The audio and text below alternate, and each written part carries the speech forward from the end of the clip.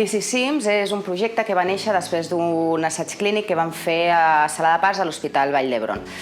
Vam estudiar la posició de SIMS modificada i vam comprovar que sí que efectivament aquesta posició afavoria la rotació en un 55% dels casos i això es traduïa en que es disminuïen les cesàries en un 15%. Vam idear un dispositiu que pogués afavorir aquesta posició a la resta d'hospitals. Amb aquesta posició el que aconseguim és que s'obrin tots els diàmetres de la pelvis, amb la qual cosa facilita el descens del cap a través de la pelvis. CUTCAT sorgeix de la recerca entre el Centre d'Investigació Biomèdic que hi ha a l'Hospital Dr. Josep Trueta i l'Universitat de Girona.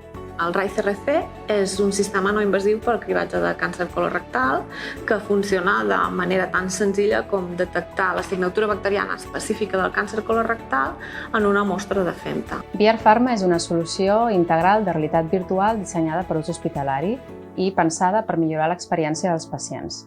En concret, el que busquem és disminuir el dolor, l'ansietat, l'angoixa i millorar l'estat emocional dels pacients.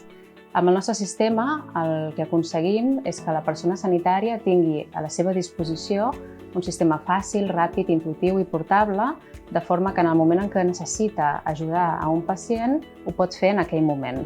En definitiva, el que busquem és aportar al sistema sanitari una solució escalable d'humanització. I el que fem és dissenyar una aplicació per estimular la memòria de les persones amb deteriorament cognitiu lleu, que són persones que tenen risc per la demència per malaltia d'Alzheimer. Els pacients porten una càmera, que és aquesta càmera petiteta, amb això el que recollien eren imatges, cada 20 segons es disparava la càmera.